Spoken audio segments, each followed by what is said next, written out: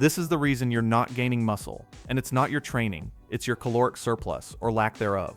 When researchers studied collegiate powerlifters during their off-season bulking phase, the numbers told an ugly story.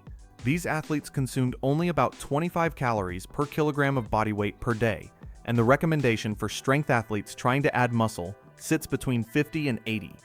They ate roughly half of what they needed, and these weren't beginners, they were competitive powerlifters. If dedicated strength athletes fall that far short, imagine what the average lifter in a commercial gym looks like on paper. The number one reason most people fail to build muscle isn't their workout split, their supplement stack, or their genetics. It's their plate. They are not eating enough, and most of them have no idea what the International Olympic Committee calls red dust relative energy deficiency in sport begins when energy drops below 30 calories per kilogram of fat-free mass per day. And the mTOR pathway that drives muscle protein synthesis shuts down almost immediately. A 1992 study in the New England Journal of Medicine found that people underreport their food intake by an average of 47%, nearly half. They also overreported physical activity by 51%, and even registered dietitians, people trained in nutrition science, underreport their own intake by about 223 calories a day. When you tell yourself you eat a lot, the odds say you probably don't. Over the next several minutes, I'm going to walk you through what happens when calories fall short, how to spot the warning signs, and what to do to fix it. Building new muscle tissue costs energy, and there is no way around that biological fact.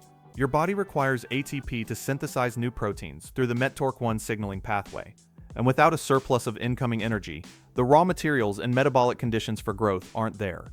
Even creatine supplementation, which helps regenerate ATP, can't overcome a fundamental caloric deficit. Pasiakos and colleagues demonstrated just how sensitive this process is. Subjects ate at a moderate deficit of 500 calories a day for 10 days while still hitting adequate protein at 1.5 grams per kilogram, and muscle protein synthesis dropped by 19%. Calories turned out to be the bottleneck, not protein. That number gets worse in a hurry. A separate study tracked what happened after only 5 days of energy restriction and myofibrillar muscle protein synthesis. The specific kind that builds contractile muscle tissue fell by 27%. Less than 1 week of undereating cut the muscle-building signal by more than a quarter. What makes this especially punishing for anyone trying to bulk is that muscle protein synthesis varies 4 to 5 times more than muscle protein breakdown in response to food and training. MPS runs the show, and a calorie deficit yanks it in the wrong direction. As Dr. Brad Schoenfeld's hypertrophy research consistently shows, the mTOR pathway requires both adequate protein and sufficient energy to maximize anabolic signaling. The natural follow-up is how much surplus you actually need. A 2023 study from Dr. Eric Helms and colleagues split trained lifters into 3 groups: a 5% surplus, a 15% surplus, and maintenance, then tracked them over 8 weeks. Muscle and strength gains came out similar across all 3, but the higher surplus group packed on noticeably more fat without any extra muscle. The researchers put it plainly, saying that faster rates of body mass gain primarily serve to increase the rate that fat mass accumulates, rather than increasing rates of hypertrophy or strength gain. Body recomposition, simultaneously losing fat while gaining muscle, remains largely theoretical for most trained individuals. Eating everything in sight is not the answer. A controlled surplus between 200 and 500 calories above maintenance, roughly 10 to 20% above total daily energy expenditure, appears to be the target. That number sounds modest, but you have to stay in that range day after day because consistency matters more than size. Your body gives off plenty of warning signals when calories run too low, but most people never connect those signals back to nutrition. The first sign is stalled or declining strength. A 2022 meta-analysis from Murphy and Kohler found that a deficit of roughly 500 calories per day prevented gains in lean mass entirely, with the effect size dropping to 0. Push beyond that mark, and lean mass actually starts declining. But here's the part that fools people. The same study showed strength gains were not significantly impaired during a deficit. You can still get neurologically stronger while failing to build any actual muscle tissue. Lifts creep up, the mirror doesn't change, and nutrition is almost always the reason. The second sign is looking flat and getting weak pumps.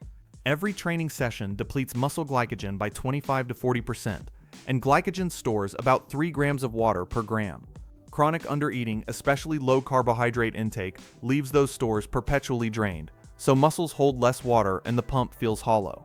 The effect lands hardest on type 2 fast-twitch fibers, the ones most responsible for growth, where individual fibers can reach 60 to 72% subcellular depletion.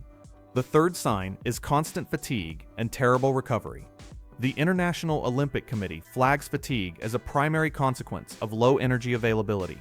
And once energy drops below roughly 30 calories per kilogram of fat-free mass per day, the body kicks into conservation mode. One case study of a natural bodybuilder during contest prep showed strength declining throughout the deficit, and the damage did not fully reverse even after 6 months of unrestricted eating. The fourth sign is getting sick more often. Low energy availability ranks among the top risk factors for infection in athletes, and research on elite athletes preparing for the 2016 Olympics linked it directly to increased illness symptoms. Immune function can dip anywhere from 15 to 70% in the hours following heavy exertion, and chronic undereating stretches that vulnerable window further. The fifth sign is a noticeable drop in mood. Tomiyama and colleagues found that restricting intake to 1,500 calories a day for just 3 weeks elevated total cortisol output and perceived stress. That same bodybuilder case study recorded mood disturbance climbing from 6 to 43, a 7-fold jump, during contest prep that settled back to 4 once food came back. The sixth sign is vanishing libido, which ties directly to testosterone. That bodybuilder's testosterone plummeted from 9.22 nanograms per milliliter down to 2.27, a 75% collapse. Researchers have also documented reversible male hypogonatropic hypogonadism, the reproductive system shutting itself down, caused specifically by energy deficit in young men. The seventh sign is feeling cold all the time, even in rooms where nobody else seems bothered. Long-term calorie restriction lowers core body temperature in humans, driven by reduced T3 thyroid hormone output and dampened sympathetic nervous system activity. Once you understand the surface-level signs, the hormonal picture underneath gets even uglier, because undereating rewires your endocrine system from the ground up. Start with testosterone. That 75% drop in the bodybuilder case study is shocking alone, but the pattern repeats across populations. Male endurance athletes, logging about 81 kilometers a week, showed testosterone levels 43% lower than inactive counterparts, and 40% of elite distance runners tested clinically low. A systematic review confirmed the trend. Calorie restriction drives down total testosterone in normal weight healthy men. One wrinkle worth knowing is that overweight men actually see testosterone climb during restriction, which means this penalty specifically targets lean individuals cutting too hard. Cortisol moves in the opposite direction. A meta-analysis across 13 studies showed caloric restriction reliably elevates serum cortisol, and that natural bodybuilder saw his roughly double during contest prep. Higher cortisol accelerates muscle breakdown and slows recovery, the exact combination you would design if your goal were to prevent growth. Thyroid hormones take a hit at a specific cutoff. T3 drops 16% once energy availability fell below 25 calories per kilogram of lean body mass per day, and this happened as a threshold, not a gradual slope. A 12-month study confirmed the effect belongs to eating less, not to weighing less, because exercise-induced weight loss of the same magnitude did not decrease T3. With less T3 circulating, metabolic rate drops and energy expenditure shrinks. AGF1 responds most to protein intake specifically, reducing protein from 1.67 down to 0.95 grams per kilogram per day cut, IGF1 by 22%, and severe caloric restriction can push that decline as high as 50%. Appetite hormones shift against you as well. After meaningful weight loss, leptin and insulin both decline while ghrelin climbs, and 1 year later, every single one of those shifts persisted. All of these effects fall under what the IOC labeled Red S perks, relative energy deficiency in sport. First introduced in 2014, updated in 2023 with over 170 new publications. The danger zone sits below 30 calories per kilogram of fat-free mass per day, and hormonal disruption can begin after as few as 5 consecutive days below that line. Beyond hormones, there is a deeper trap that turns undereating into a self-reinforcing cycle called metabolic adaptation. Chronic undereating forces your body to recalibrate downward. A review of the literature found that energy restriction shifts T3, leptin, testosterone, insulin, and mitochondrial efficiency all at once, collectively shrinking the deficit from the inside and priming the body for weight regain the moment calories return. The most extreme demonstration came from the Biggest Loser study. By the end of competition, contestants' resting metabolic rate had fallen by an average of 610 calories per day. And 6 years later, that suppression measured 704 calories per day. Granted, those contestants lost roughly 128 pounds through aggressive restriction and hours of daily exercise. Typical dieters experience 3 to 15% adaptation, but the process can kick in fast, with one study measuring 178 calories per day of adaptation within just 7 days. And this is where it hits hardest for someone trying to bulk. If you have been chronically under-eating, your actual maintenance calories probably sit lower than any calculator predicts. A number that looks like a surplus on paper might still land at maintenance or even deficit territory for your adapted metabolism, which explains why some people need to eat what feels like an absurd amount before the scale moves at all. Now that the problem is clear, here is how to solve it. First, calculate your starting point using the Mifflin-St. Jeor equation, which predicts resting metabolic rate within plus or minus 10% accuracy for 82% of cases. For men, the formula runs 10 times your weight in kilograms, plus 6.25 times your height in centimeters, minus 5 times your age, plus 5, then multiplied by an activity factor. Fair warning, over 80% of people select a higher activity level than they qualify for, so calculators can drift off by 250 to 500 calories daily. Treat whatever number you get as a rough starting line. Second, track your food and actually commit to it. Researchers describe self-monitoring as the cornerstone of dietary behavior change, and a systematic review of 15 studies found it correlated with successful outcomes in every single one. Buy a food scale. Log what you eat right when you eat it, and let the numbers speak because your gut feeling about intake is almost certainly wrong. Third, set a surplus and stay there. The supported range sits between 200 and 500 calories above maintenance, roughly 5 to 15% above total daily energy expenditure, targeting 0.25 to 0.5% of body weight gain per week.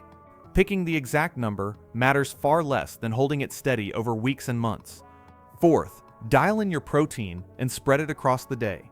The ISSN recommends 1.4 to 2.0 grams per kilogram per day, and the largest meta-analysis on the topic, covering 49 studies and 1,863 participants, identified a breakpoint at about 1.6 grams per kilogram.